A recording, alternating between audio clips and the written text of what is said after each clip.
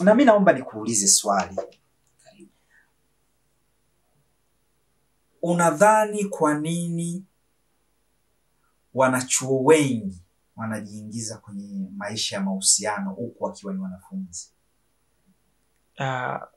Kwa kujibu swali hilo, wanafunzi wengi wanapokuwa vyuoni, moja kati ya sababu inayopelekea wao kuingia katika mahusiano ya kimapenzi na hali bado ni wanafunzi, hasa katika ngazi za vyuo, ni tamaa za kuwahi maisha. Wanahisi kuwa na wapenzi katika muda wa nyakati za masomo, wao wanahisi ndio kuwahi maisha, sababu wengi wao wanafuata vitu vinavyopeleka katika mapenzi, lakini hawafuati mapenzi yanapotaka kuwa wapenzi. Kwa hiyo nafikiri sababu ya msingi na kubwa ni hiyo. Unadhani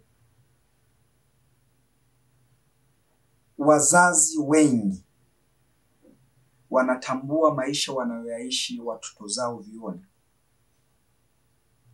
Wengi wao ni ngumu kutambua uhalisia wa maisha wanaishi nao vyuoni watoto zao ni yapi, kwa sababu hawana tuseme ule mzunguko wa kuwatembelea na kujua mwenendo wa wanafunzi walionao katika mazingira walionayo vyuoni. Kuna mwingine unaweza kwambia mimi baba nipo hostel, lakini kumbe yupo mtaani kapanga na anaendelea na harakati zake za kusoma. Kwa mzazi anajua kabisa mwanangu yupo hostel anasoma, lakini kumbe yupo nje na mazingira ya chuo katika hostel.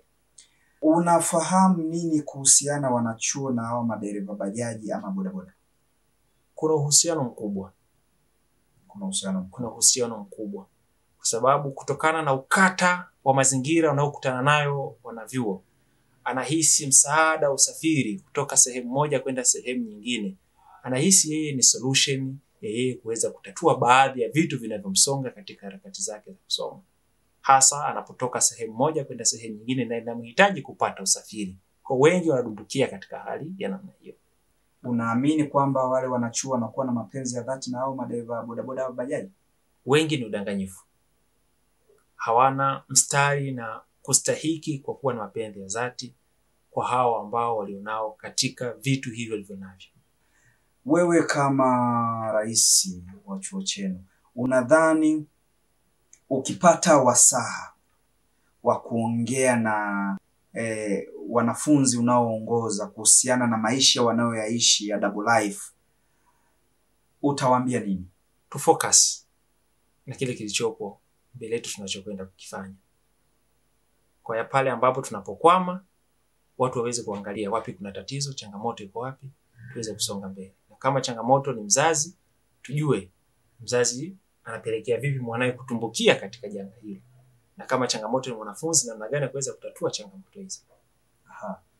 Unaamini kwamba wanafunzi wengi wa vyuoni maisha wanayoishi chanzo kinaweza kuwa ni kipato kidogo cha wazazi wao? Wengi wao tamaa, si kipato cha wazazi. Tamaa.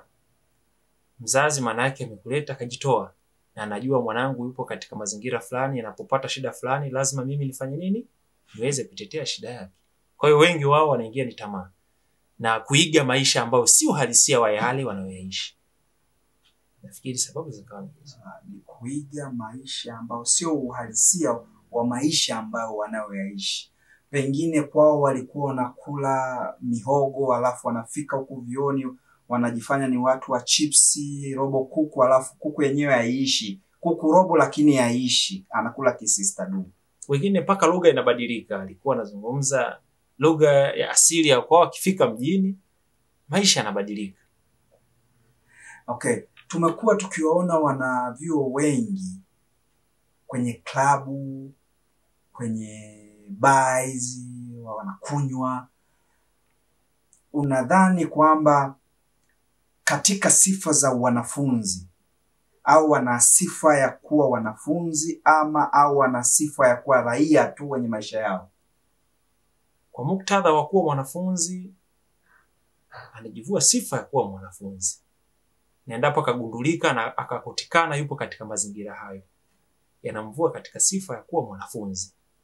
Lakini akiwa katika mazingira hayo na akayafanya hayo nje na mazingira ya kuwa mwanafunzi, tumhesabu kama ni mwanafunzi, lakini akagundulika kuwa ni mwanafunzi na akafanya hayo, amejivua sifa ya kuwa mwanafunzi. Okay. Chuo chenu kina sheria kali ambazo mimi nazipenda. Sheria kali, lakini pamoja na sheria hizo, hivi unaamini wewe kama rais, unaamini zile sheria zinaweza zikamfanya mwanafunzi mtukutu, mwanafunzi muhuni akaacha tabia yake ya uhuni na akazifuata zile sheria? Tabia ni tabia. Mwanafunzi kama ni muhuni, obviously ni muhuni tu siku zote. Na hao hapo. Sheria si kumwogopesha mwanafunzi aache uhuni. Sheria ni kumlinda mwanafunzi asifanye uhuni. Lakini okay, tabia ni tabia. Chuoni kwenu kumekuwa na sifa ya ligi kwa wanafunzi wa kike, huyu akiletwa na gari hili, wanaitwa na gari hili, wakitumia simu hii, wanatoka na simu hii. Ni kweli hayo maisha yapo kwenye wanafunzi wa chuo chenu, ama ni lugha tu za mtaani watu wanaamua kukichafulia chuo chenu?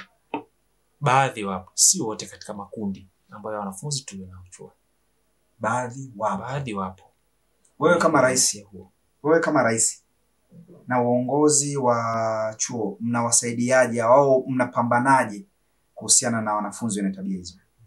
Kikubwa, hatuna msingi wa kubadilisha maisha yao endapo kama wamechagua hivyo. Kikubwa ni kuwapa elimu ili kutoka kwenye hali waliokuwa nayo kurudi katika uhalisia wa maisha yao. Hakika huyu ana sifa ya kuwa kiongozi, ana sifa ya kuwa rais wa chuo. Umeona majibu anayoyajibu, anajibu kisomi, sio mkurupukaji. Hata na mimi kidogo mpita njia imebidi nishuke niongee naye kisomi, lugha fulani. Kama una chochote unahitaji kuongea na wanachuo, unahitaji kuongea na jamii, unahitaji kuongea na wazazi kuhusiana na wanafunzi ambao wako mavyuoni, pengine wazazi hawajui maisha wanayoishi, uwanja ni wako, unaweza kuongea nao. Kupitia fursa hii ya siku hii ya leo, kwangu nipende kuwaasa, ambapo usia wangu utakuwa katika makundi makuu mawili. Kundi la kwanza ni kundi la wanafunzi tulioko vyuoni. Kundi la pili litakuwa ni kundi la wazazi ambao tunaoishi katika jamii, ambao sisi vijana wenu tupo vyuoni tunapambana. Nikianza na kundi la wanafunzi ambao tuko vyuoni, mimi rais wao serikali ya wanafunzi chuo cha Kigoma Training College, napende kuasa jambo moja tu kama si mawili katika yale nitakayozungumza, ambapo moja kwa moja nipende kuwakumbusha na kuwasihi kuendelea kuishi, kuendelea kukaa na kusubiri katika yale ambayo tulioweza kuja nayo vyuoni. Tusikurupukie maisha, tusiwahi maisha. Kweli kutokana na mada iliyotolewa na iliweza kuchangiwa hapa, mapenzi yapo. Mapenzi yapo kwa yule ambaye unayempenda, lakini mapenzi hayapo kwa yule ambaye unaigiza kumpenda. Usichanganye mapenzi na kile kilichoweza kutuleta. Hakika tujikite zaidi na lile lengo mahususi ambalo liliweza kutuleta vyuoni. Lengo kubwa ni sisi kuweza kusoma na kufikia lengo ambalo tunalotaka kulitaraji. Kama wewe ni mfamasia, basi tujikite zaidi katika kusoma ili kuhakikisha kwamba unafikia lengo la kuwa mfamasia. Kama wewe ni mwanasheria, hakikisha unajikita zaidi kuhakikisha kwamba unakuwa mwanasheria.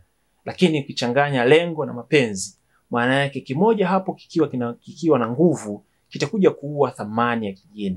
Na hasa mapenzi yametugubika sana. Kwa hiyo tuue mapenzi ambayo yaliweza kutugubika ili kuipa nguvu na thamani ya kile tulichoweza kuja kukitafuta. Kwa ni waase vijana wenzangu, wanafunzi wenzangu, kuondoa changamoto ya kugubika vitu vya aina mbili, mapenzi na lengo lile ambalo liweza kutuleta vyuoni. Tujikite zaidi katika lengo lile ambalo liweza kutuleta, ambalo kusoma.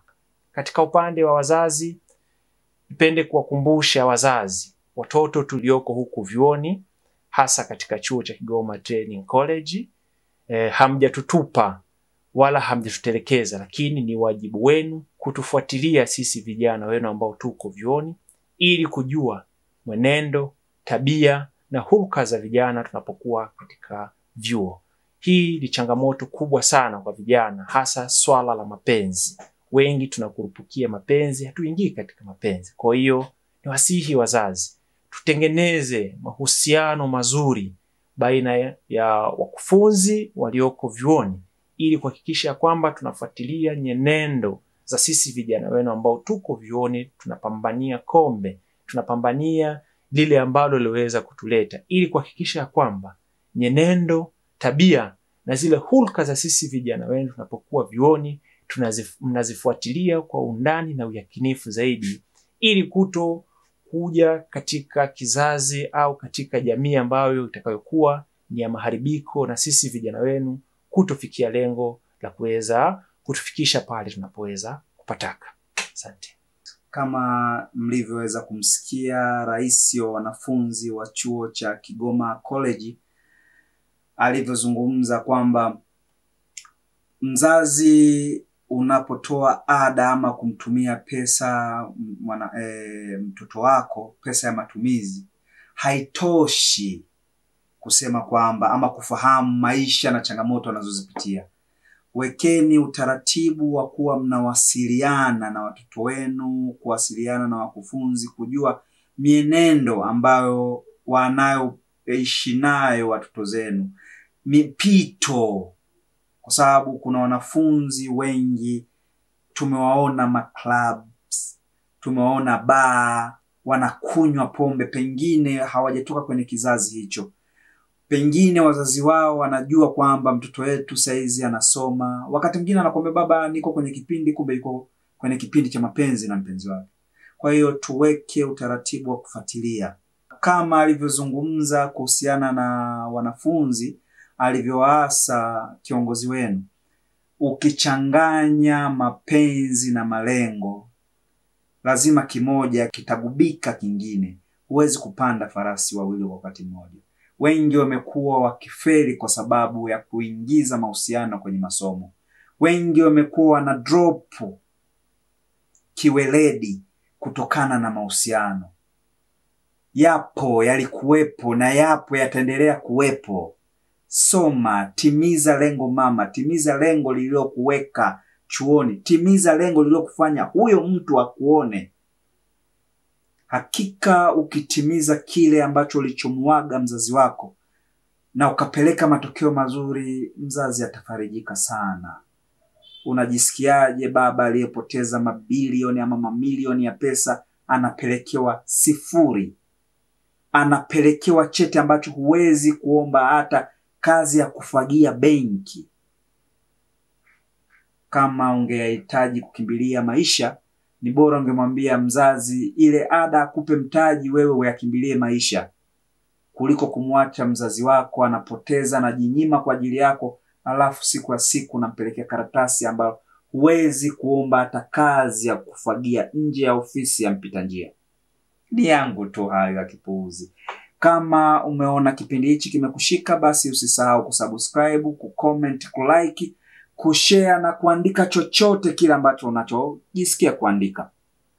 Kuwa na mwamko katika elimu zetu hizi tunazokuja kuzisoma, hasa vyuoni kwa sisi vijana, ili kutokutumbukia katika janga litakalosababisha sisi kuharibikiwa katika maisha yetu.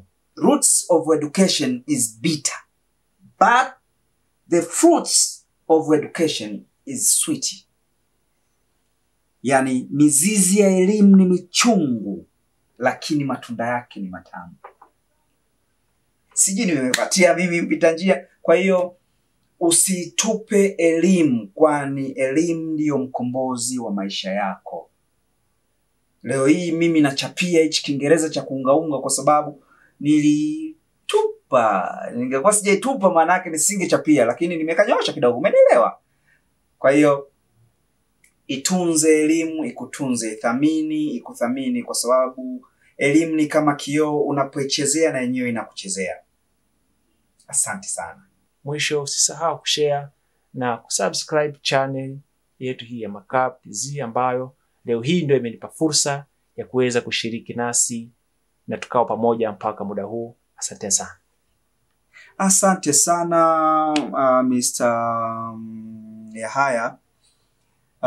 Siku nyingine tukiwa na jambo lolote tunahitaji tushare, tutakuita. Hadi wakati mwingine niseme alamsiki.